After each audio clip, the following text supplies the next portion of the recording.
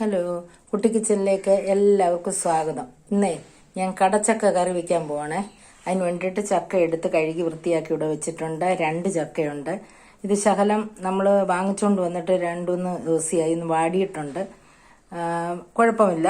അപ്പോൾ കഴുകി എല്ലാം വെച്ച് വൃത്തിയാക്കി വെച്ചിരിക്കുവാണ്. അതിന് വേണ്ടുന്ന സാധനങ്ങൾ: ഒരു സവാള, കൊച്ചുള്ളി, കറിവേപ്പില, പെരിഞ്ജീരകം, പട്ട എല്ലാം ഉണ്ട്, ഗ്രാമ്പൂ ഉണ്ട്. പിന്നെ ബാക്കിയുള്ള സാധനങ്ങളെല്ലാം ഇവിടെ എടുത്ത് വെച്ചേക്കുന്നു. തേങ്ങാക്കൊത്ത്, നമ്മുടെ തേങ്ങ വറുത്തിവിടെ വെച്ചിട്ടുണ്ട്. ആ തേങ്ങ വറുത്ത സമയത്ത് 2 കഷ്ണം വെളുത്തുള്ളി, ശകലം ചുമന്നുള്ളി, കുറച്ച് കുരുമുളക്, ഇത്രയിട്ടാണ് നമ്മൾ വറുത്തിരിക്കുന്നത്. ഒരു പാൻ അടുപ്പ് വെച്ചു, എണ്ണ ഒഴിച്ചിട്ടുണ്ട്. അതിലേക്ക് നമുക്ക് 1 സ്പൂൺ കടുക് ഇട്ട് കൊടുക്കാം. ഞാൻ ആദ്യമേ കടുക് വറക്കും, പിന്നീട് കടുക് വറക്കത്തില്ല. ആദ്യമേ കടുക് വറുത്താണ് ഇതെല്ലാം വഴറ്റുന്നത്. കടുകൊക്കെ ഇവിടെ നല്ലതായിട്ട് പൊട്ടിട്ടുണ്ട്. അതിലേക്ക് ഇഞ്ചി, വെളുത്തുള്ളി കൊടുക്കാം. നമ്മൾ ഇറച്ചി എങ്ങനെയാണോ വയ്ക്കുന്നത് അതുപോലെ തന്നെയാണ് ഇത് വയ്ക്കുന്നത്. നമ്മുടെ ഉള്ളിയും വെളുത്തുള്ളിയും ഇഞ്ചിയും എല്ലാം ഇവിടെ മൂത്തിട്ടുണ്ട്. ഇതിലേക്ക് തേങ്ങാക്കൊക്കെ ഇട്ട് കൊടുക്കാം.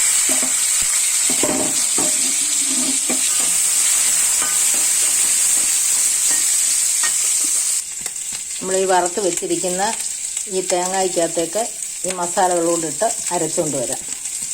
ഒന്ന് ചൂടാക്കിയിട്ട് ഇതിനാവശ്യമുള്ള മുളക് പൊടി ഇട്ട് കൊടുക്കാം.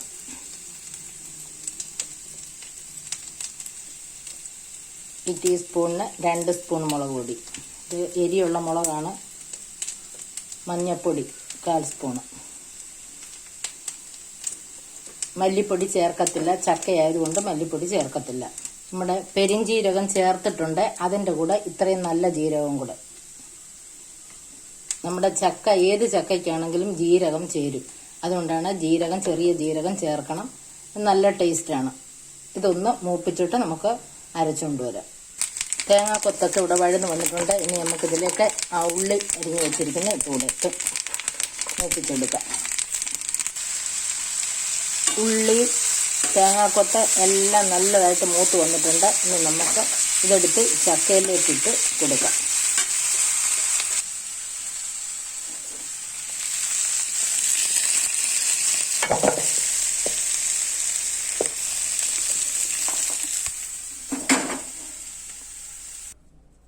നമ്മുടെ ഉള്ളിയൊക്കെ ചക്കയ്ക്കകത്ത് ഇട്ടിട്ടുണ്ട്. തേങ്ങാക്കൊത്ത് ഉള്ളി ഇട്ടിട്ടുണ്ട്. 1 ഗ്ലാസ് വെള്ളം ഒഴിച്ചു കൊടുക്കാം. ആവശ്യത്തിനുള്ള ഉപ്പ്. ഇനി ഇത് അടച്ചു വെച്ച് 2 വിസിൽ വരുത്താം.